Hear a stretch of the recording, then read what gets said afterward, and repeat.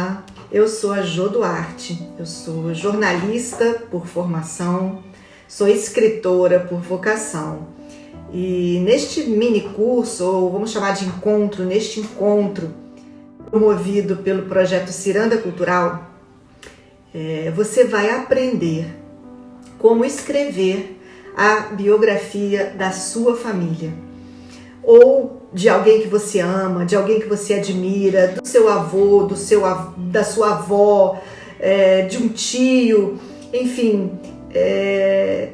Você vai saber, ao final desse nosso encontro, você vai saber como transformar aquelas histórias que são contadas às vezes naqueles almoços de domingo, naqueles encontros da família, como transformar tudo isso num livro que vai ficar para sempre. Mas antes de compartilhar com vocês, vamos dizer assim, esse conhecimento, esse aprendizado que eu tive, eu vou contar aqui duas histórias. A primeira, eu vou contar para vocês como que surgiu a ideia de criar uma editora especializada em biografias de famílias. Em biografias de pessoas como eu, como você, pessoas que não são uma celebridade, mas que têm uma bela história de vida, né? Uma história que merece ser registrada, eternizada, para ficar como um registro para as gerações seguintes, né? Porque a minha editora, inclusive a editora chamada Memorabilia, ela tem o seguinte slogan: a sua vida dá um livro. Quem é que nunca disse? Quem é que nunca ouviu alguém dizer assim: ai, se eu te contasse, a minha vida dava um livro? Pois é. Foi justamente pensando nisso que eu tive a ideia de criar de criar esse produto, de criar essa forma de registrar essas ideias, né? Então, eu vou falar um pouquinho para vocês de como eu tive a ideia de criar de criar esse produto, de criar essa forma de registrar essas ideias, né? Então, eu vou falar um pouquinho para vocês da ideia. Assim como eu, tem muita gente que não conhece a história dos seus antepassados, dos seus avós, dos seus bisavós, às vezes até dos seus próprios pais, não é? Bom, vou falar um pouquinho dessa história, né? Vou contar essa história para vocês. Eu sou mineira e os meus pais são de uma cidadezinha do interior de Minas, bem pequenininha, que se chama Barão do Monte Alto. E lá moravam os meus avós. E a minha avó Norina, quando ela completou 100 anos de idade, a família toda se reuniu numa grande festa. E poucos dias antes da festa, eu comecei a me perguntar: gente, eu não conheço... A minha avó vai fazer 100 anos de idade e eu não conheço a história da minha avó. Eu não sei quem é a minha avó, eu não sei como foi que ela viveu, as coisas que ela viveu, mas eu admiro tanto a minha avó, ela me dá tanto exemplo. Eu não sei quem é a minha avó. Eu só sei que eu admiro ela. Na época, né, eu pensando comigo assim: nossa, eu admiro tanto a minha avó. Como será que era a vida da minha avó criança? Né? Imagina, um século, né, de vida, como que era? E aí, eu, jornalista, né, na época eu morava no Rio, vim para Minas poucos dias antes da festa e resolvi entrevistar a minha avó. Ela já velhinha, já não tinha uma boa audição, mas eu falei assim: nossa, vale a pena. Eu sentei com a minha avó e comecei a perguntar para ela como que era a vida dela, como que era a infância, como que ela conheceu meu avô. E eu fiquei incrivelmente surpresa com a quantidade de coisas que ela lembrou da infância dela. Ela fazia boneca de espiga de milho. Veja bem, a família dos meus avós era muito pobre, né? Ela brincava, ela fazia boneca dela de espiga de milho. E depois ela foi contar como que ela conheceu meu avô, como que era o namoro. Eu fiquei imaginando, gente, como era o namoro há um século. O meu avô chegava a cavalo, ele tinha um cavalo preto, bonito, chamado Guarani, que inclusive hoje eu tenho um cavalo e batizei esse cavalo com o nome do cavalo do meu avô, Guarani. E depois de alguns encontros com ela, eu consegui compreender quem era minha avó. E eu fiquei maravilhada com isso. E aí eu pensei assim como eu, deve ter muita gente que não conhece a história da sua família, que não sabe quem são os seus avós, que não sabe às vezes até a história dos próprios pais, né? E foi pensando nisso que eu resolvi criar a editora, a Memorabilia. E há 10 anos, mais ou menos, em 2009, na verdade, eu escrevi a minha primeira história, né? Eu contei a história, eu escrevi a biografia de um prefeito na época, que hoje, inclusive, está no seu 3º mandato, o prefeito José Braz, que é um grande empresário. Eu escrevi a biografia dele, e de lá para cá, de 2009 para cá, eu já escrevi a biografia de várias pessoas, de empresários, de médicos, de donas de casa, de um sobrinho que quis homenagear a tia dele. Essa tia não fez 90 anos, ela não teve filhos, ela era muito querida pelos sobrinhos. Esse tio me contratou para contar a história esse sobrinho me contratou para contar a história dessa tia. Então, enfim, de lá para cá foram muitas histórias de pessoas comuns que ficaram eternizadas nas páginas de um livro. E eu garanto uma coisa para vocês. Vocês vão amar escrever a história da família de vocês. Dos seus pais, dos seus avós, de um tio, enfim. Eu garanto isso para vocês. Ao final desse nosso encontro, eu vou explicar passo a passo como que vocês vão fazer isso. Mas eu garanto que vocês vão adorar embarcar nessa jornada de se tornarem os biógrafos da sua família, dos seus pais, das suas mães. Bom, e eu já respondi, eu falei que eu ia contar 2 histórias aqui antes de começar a compartilhar com vocês algumas técnicas. A primeira história foi de como que eu tive a ideia de criar esse projeto.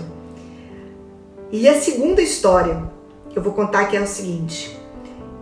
Imagina uma cena há mais ou menos uns 4.000 anos atrás. Os nossos antepassados, né, eles ainda viviam nas cavernas e eles se reuniam em volta das fogueiras para contar histórias. Geralmente o mais velho, o mais respeitado ali da tribo, era quem contava histórias sobre como era a vida, sobre a caçada, para contar histórias. Geralmente o mais velho, o mais respeitado ali da tribo, era quem contava histórias sobre como era a vida, sobre a caçada, como caçar melhor. E esses conhecimentos eram passados de geração em geração, de forma oral, né? Naquela época eles já conseguiam registrar alguma coisa com aquelas pinturas nas paredes das cavernas, né? As pinturas rupestres, mas não existia escrita ainda. Então, todo o conhecimento daquela época, daqueles homens, tudo que aqueles homens sabiam era transmitido assim, de forma oral, né? Em volta das fogueiras. E, quer dizer, a arte de contar histórias é o que é a maior característica do ser humano, né? Contar histórias. Se não fossem as histórias, a gente não saberia nada do mundo, a gente estaria começando do zero sempre, né? Todo o conhecimento nunca seria passado adiante sem as histórias, sem ninguém parar e registrar isso. A arte de contar histórias, ela é tão importante que ela a escrita, né, até 3.500 anos atrás, mais ou menos, os homens fizeram a maior invenção, que fizeram invenção não, eles desenvolveram aquilo que eu considero a maior criação da humanidade, que é a escrita, né? Os homens criaram a escrita. E a escrita ela é tão importante que ela determina o fim de uma era, né? A pré-história termina com a invenção da escrita. Então, assim, a arte de contar histórias, ela é só a gente, só nós humanos somos capazes de contar histórias. Você não encontra hoje em lugar nenhum um livro escrito pelos dinossauros. E olha que os dinossauros dominaram o planeta por milhões de anos, né? E nós humanos, somos capazes de contar histórias. E é através das histórias que o conhecimento fica registrado, que esse conhecimento vai adiante. Então hoje, no ano de 2021, em vez de você deixar as histórias da sua família, dos seus antepassados, dos seus pais, avós, bisavós, em vez de você deixar essas histórias se perderem com o tempo, né, e com a partida dessas pessoas que a gente ama, você pode ter nas mãos um tesouro. Você pode ter nas mãos o registro, as histórias da sua família, que vão ficar eternizadas e vão passar de geração em geração, e quem sabe talvez no futuro o seu bisneto, o seu tataraneto vai ter a chance de conhecer como que era a vida do bisavô, do tataravô dele no futuro, no passado, né? Então, agora que você já entendeu a importância de fazer um trabalho como esse, você pode estar me perguntando, mas por que escrever um livro? Eu não posso gravar um filme? E aí eu, como escritora, vou defender o livro. Você imagina só, imagina que nos anos 90, né, quem aqui é do meu tempo, antigamente a gente tinha videocassete, né? Você gravava aqueles vídeos em videocassete. Hoje em dia, se você tem uma fita de videocassete, você vai penar para conseguir ver aquele material, né? Então, assim, no futuro a gente não sabe como que vai ser a transmissão de vídeos, não sabe. Mas um livro é sempre um livro. Um livro vai estar para sempre ali no papel, registrado, né, aquela história. Então,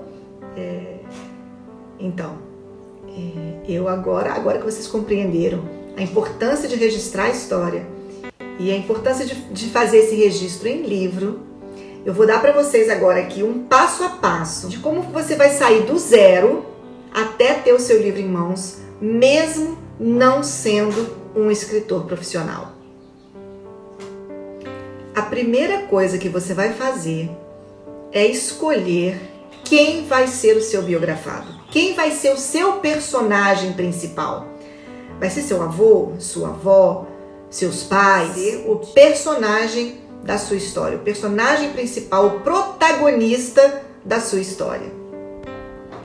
Depois que você definiu o seu protagonista, você vai fazer uma lista dos entrevistados.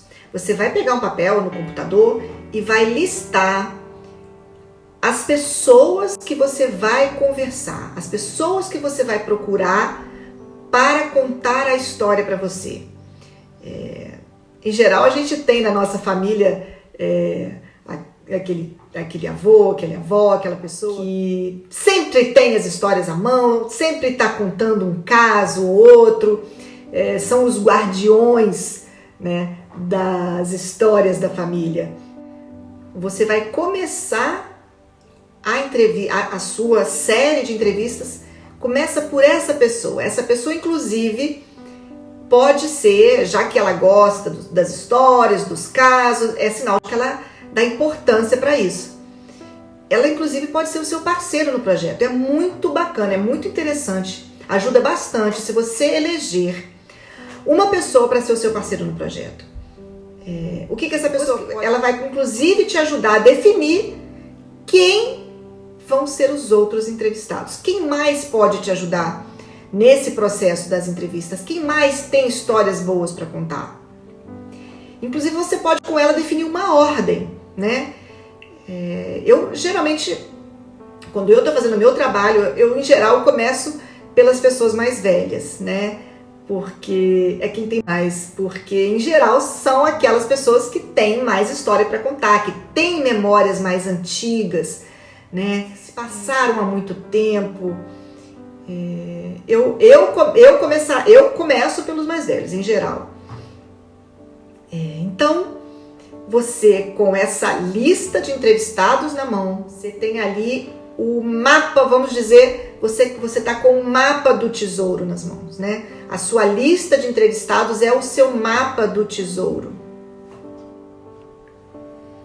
Com essa lista em mãos, né? Com o seu mapa do tesouro em mãos, você vai começar as entrevistas. Eu vou dar aqui algumas dicas para vocês que vai tornar esse trabalho jornalístico, né?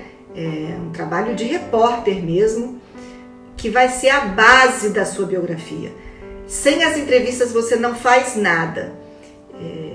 E eu costumo dizer que esse é o trabalho de um garimpeiro, né? Você vai garimpar essas histórias. E como que você vai fazer isso? Entrevistando as pessoas que sabem das histórias, né? E uma dica que eu dou para vocês é o seguinte: antes de sair para qualquer entrevista, faça uma lista de perguntas. E o que vai ter nessa lista de perguntas? Você vai perguntar até informações óbvias, mas que você pode errar por um detalhe ou outro. Então você vai perguntar o nome, a idade, data de nascimento dos patriarcas, né, da família, local de nascimento. Esses vão ser as informações mais básicas, mas você não vai ficar só nisso. Você vai se preparar para ouvir estas histórias. Então, o que vai te ajudar muito, depois que você fizer a primeira entrevista, depois que você tiver feito a primeira entrevista com aquele guardião das histórias da família, você vai ter muitas dicas do que perguntar para as outras pessoas, porque uma pessoa pode ter uma parte, a outra pessoa pode ter a outra. Quem que pode confirmar qual é a versão verdadeira? Qual que é a autoridade daquela pessoa? Ela estava lá junto do acontecido, ela viveu aquilo, ela ouviu de forma mais direta aquilo que aconteceu, né? Então, e aí você vai com esse trabalho que é maravilhoso. Esse momento das entrevistas pode se transformar em momentos incríveis para você, porque você vai ouvir tantas histórias, você vai conversar com tantas pessoas que às vezes você não tinha contato. Você vai criar vínculos com essas pessoas de novo. As pessoas adoram contar as histórias que elas viveram. Enfim, entrevistar. Você vai se tornar um entrevistador da sua família. E eu garanto para você que você vai se divertir muito com esse processo. Muito, eu garanto isso. Você vai se emocionar, você vai chorar, porque tem muitas histórias tristes também, né? Então, mas você tem que manter ali uma postura de você tá fazendo um trabalho, né? E você também vai rir muito, né? Tem muitas histórias engraçadas, né? Enfim, é o momento mais rico. Eu acho que esse momento das entrevistas é o momento mais rico do seu trabalho. Faça desse período das entrevistas um momento de olhar para trás, de compreender quem são as pessoas que te criaram, as pessoas que te influenciaram, né? As pessoas que você admira. E você vai se encantar com tudo que for aparecendo, com tudo que você for descobrindo, que você vai até se pensar, nossa, eu nunca podia imaginar. Eu te garanto que você vai se encantar com tudo que for aparecendo, com tudo que você for descobrindo ao longo desse período das entrevistas, ao longo desse processo. E eu vou dar para vocês aqui uma outra dica de técnica de entrevista que pode te ajudar muito. Em geral, comece as perguntas pelas histórias que as pessoas mais repetem, pelas histórias que você já está cansado de ouvir nos domingos, nos almoços e jantares de família. Até porque é uma estratégia para quebrar o gelo, né? As pessoas ficam muito mais à vontade para falar sobre coisas que todo mundo já sabe, né? Que não vão estar mexendo ali com alguma ferida, com algum momento mais difícil da família, né? E você pode começar por aí para quebrar aquele bloqueio inicial, aquele gelo inicial. Às vezes você não está em contato com aquela pessoa há muito tempo. Essa é uma ótima estratégia para você começar as suas entrevistas. Agora, tem um detalhe muito importante. Não se prenda à sua listinha de perguntas. Não vá para a entrevista com seu bloquinho, com as perguntas anotadas no seu bloquinho, e faça a pergunta e já nem escuta o que a pessoa está respondendo e já fica olhando a próxima pergunta. Assim você não cria um vínculo com o seu entrevistado, né? E até porque se você ficar se você não se dispor a ouvir o que a pessoa está falando, é muito provável que ela simplesmente se recolha e não tenha mais tanto interesse de compartilhar o que ela sabe com você. Então, tenha a sua listinha de perguntas anotadas, sim, mas também tenha na sua cabeça as perguntas que você realmente quer fazer, porque uma resposta daquela pessoa pode te levar a uma outra pergunta que talvez até não esteja na sua listinha. E agora eu vou dar uma outra dica muito importante. Você pode estar me perguntando ou se perguntando: eu não posso mandar uma lista de perguntas por e-mail? E a minha resposta é não. Eu tenho 25 anos de profissão como jornalista e eu garanto para vocês, não teve uma única vez que eu tenha ficado satisfeita com respostas enviadas por e-mail. Até porque só consegue obter se você estiver conversando com aquela pessoa. Nós estamos em pandemia, não podemos nos encontrar pessoalmente com os nossos familiares, mas você pode fazer uma videochamada, você pode telefonar para a pessoa. Inclusive aquele avô, aquela vozinha que não sabe mexer no telefone, você pode de repente pedir para alguém ensinar ela, né, a entrar nesse novo universo da tecnologia e se aproximar, aproveitar a tecnologia, aproveitar o que existe para se comunicar. Mas não corra essa tentação de querer agilizar o seu trabalho, de achar que vai ser mais fácil se você mandar uma listinha de e-mails. As entrevistas têm que ser de preferência presenciais, de preferência. Com os mais velhos, então, é quase que fundamental que elas sejam presenciais. E as outras pessoas você faz por videochamada, você faz por telefone. Agora, uma outra coisa muito importante: grave todas as entrevistas. Mesmo se você for um ás de velocidade para anotar as respostas, é muito provável que você deixe de anotar muita coisa. Então, todas as entrevistas devem ser preferencialmente gravadas.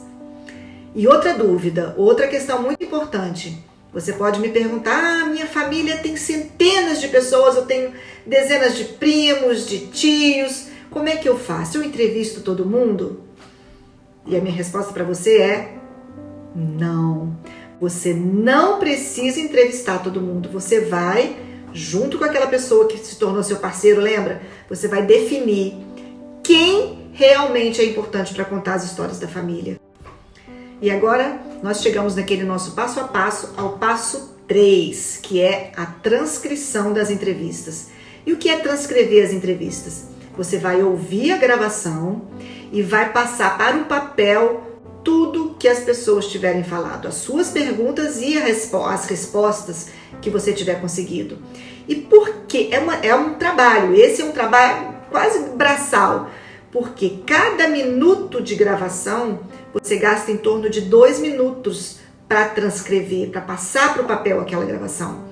Mas é uma etapa importantíssima, porque imagina se você, na hora que estiver escrevendo o texto, você tiver que parar para procurar na gravação o que aquela pessoa disse sobre aquilo, não dá certo. vai te dar muito mais trabalho. Então, a parte 3, que é transcrever.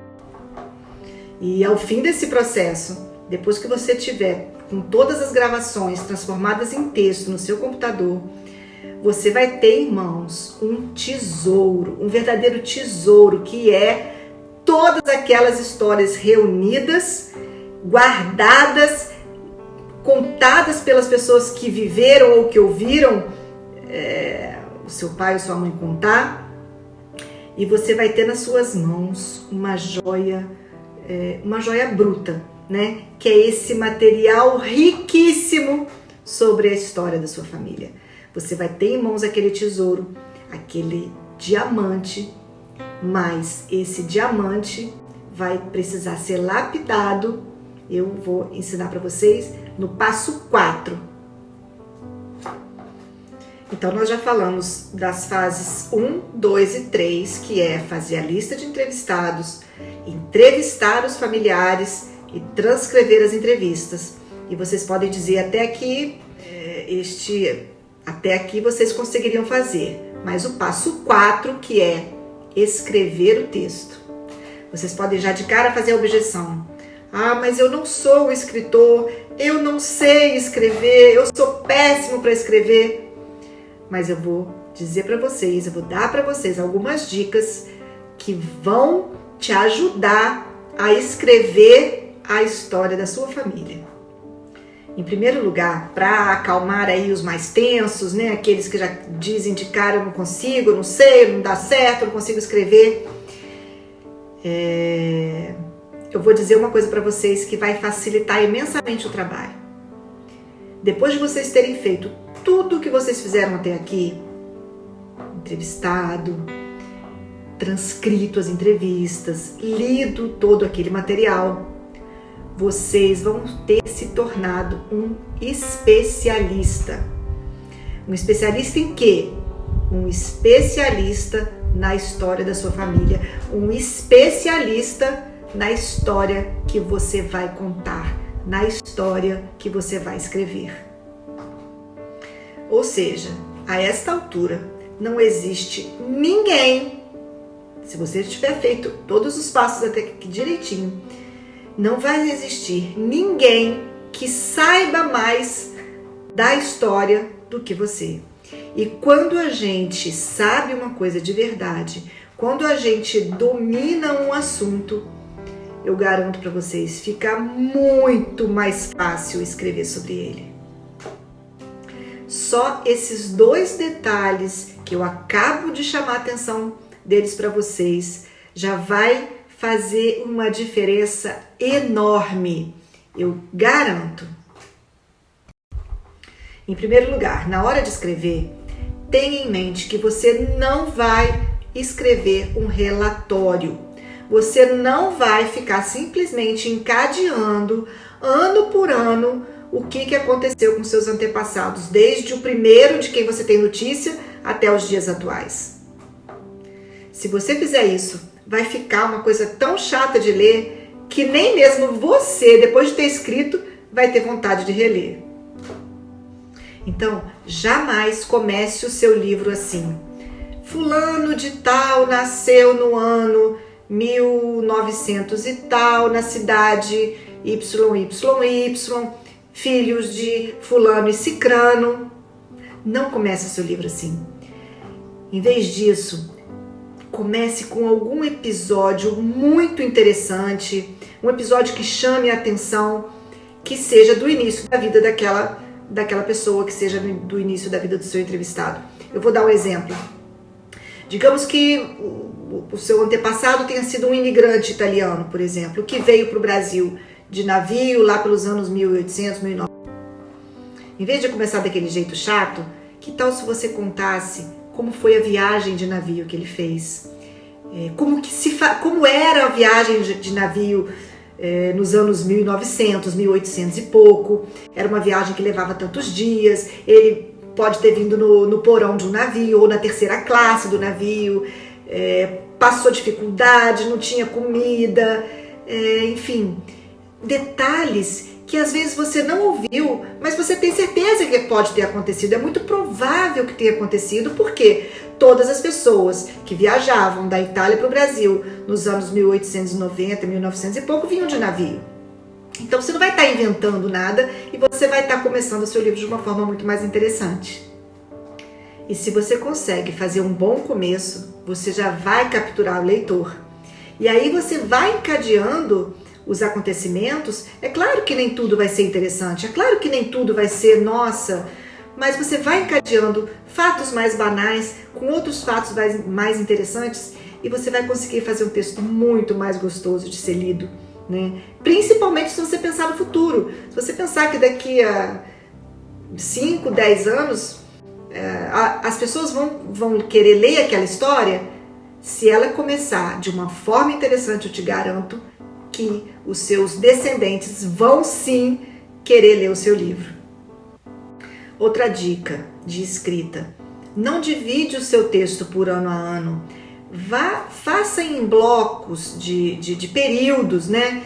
Então, você começa falando da infância, depois a juventude, casamento, filhos, trabalho, a velhice, né? Mas não ano a ano, e sim por blocos, capítulos curtos, né? Frases curtas, sem encher linguiça, porque nenhum leitor aguenta encheção de linguiça. E se você tem riqueza de detalhes, se você fez umas boas entrevistas, você vai ter riqueza de detalhes para não precisar encher linguiça no seu texto. E isso também vai facilitar você na hora de escrever. O fato de você ter material, você vai ver, vai ser muito tranquilo na hora de escrever. Vou dar aqui outra dica de escrita também muito importante. Em vez de você falar, digamos que o seu avô era um símbolo de honestidade e era uma pessoa muito correta, em vez de você escrever isso e ficar repetindo, nossa, como meu avô era correto, meu avô era muito honesto, conte um caso, conte algum episódio da vida dele que isso fica provado. E você não precisa ficar repetindo que o seu avô era honesto, entendeu? Digamos que o seu avô, quando era jovem, teve nas mãos a chave de um cofre do chefe dele, esse chefe morreu, ele poderia tirar o dinheiro que ele quisesse ali, mas ele não fez isso, entregou o dinheiro para os filhos. Você conta essa história. E essa história vai fazer o seu leitor, vai fazer os seus familiares, vai fazer os seus descendentes que vão ler no futuro terem certeza, nossa, como meu avô era honesto realmente. Bom, escrito o texto, agora nós vamos para a fase 5 do projeto, que também é uma fase maravilhosa, que é a pesquisa de fotos e de imagens que vão ilustrar o seu livro. Pensa bem numa coisa, não é um álbum de fotos, então você vai fazer uma pesquisa, você vai garimpar essas fotos, você vai atrás dos seus familiares que possam ter fotos interessantes, e também você pode transformar esse momento, que é o de recolher essas imagens, em encontros maravilhosos com a sua família. E é claro que assim, em geral, né, essas fotos mais antigas, elas não têm muita qualidade de impressão, elas não têm muita qualidade na hora que você for imprimir o seu livro. Nós vamos falar disso mais pra frente. Em geral, essas fotos mais antigas, elas não têm muita qualidade, né? Elas são mais amareladas, às vezes não dá pra ver muito bem, mas hoje em dia não se preocupe, porque hoje em dia já tem muitos aplicativos que editam essas fotos, que consertam, que dão uma melhorada nessa imagem. Mas você tem que ter muita atenção nesse processo de recolher as imagens, porque você não vai usar todas as fotos que você tiver garimpado nesse processo todo. Você vai usar apenas as fotos realmente importantes, que te ajudam a contar aquela história. As fotos mais marcantes dos períodos que você for narrando, né, no seu texto. E agora nós chegamos na penúltima fase de criação do seu livro, e que se chama diagramar o livro, fazer o projeto gráfico do livro. O que é o projeto gráfico do livro? É você pegar o texto que você escreveu, as fotos que você recolheu e montar o livro, né? Você vai juntar esses dois elementos, graficamente, num projeto gráfico, que vai ser com esse arquivo que você vai mandar o seu livro para uma gráfica para imprimir. Mas aqui nesse processo, que é um processo em que você vai definir o formato do livro, né? Você pode escolher fazer aqueles livros mais de livraria, menores, ou então um livro mais uma edição de luxo, aqueles livros maiores, capa dura, um papel de miolo mais sofisticado, enfim, são N detalhes que você vai ter que definir antes de fazer o projeto gráfico do livro. Esta parte, que é a parte de fazer o projeto gráfico do livro, é a única parte que eu realmente aconselho que você não faça por sua conta, que você chame um especialista, que é o designer, né? Talvez você possa reunir a sua família, fazer uma vaquinha, cada um dar um pouquinho, para contratar um bom designer para montar o seu livro. Porque realmente é um trabalho. Eu, por exemplo, nos livros, nas biografias que eu escrevo, eu contrato esse profissional, eu não faço. Portanto, eu não posso dar aqui para vocês dicas de um trabalho que eu não faço, né? Eu tenho um profissional, um designer gráfico que faz esse trabalho por mim. As dicas que eu dei para vocês até aqui foram dicas de um trabalho que vocês são capazes de fazer, mesmo não sendo profissionais, mesmo não sendo especialistas. Então, assim, se de todo vocês não quiserem contratar um especialista, um designer gráfico para montar o livro para vocês e mandar para uma gráfica, vocês podem fazer um e-book, né? Existem hoje na internet diversos aplicativos, softwares que vocês podem usar para montar o texto com as fotos e fazer um e-book, que vocês podem inclusive até imprimir numa livraria.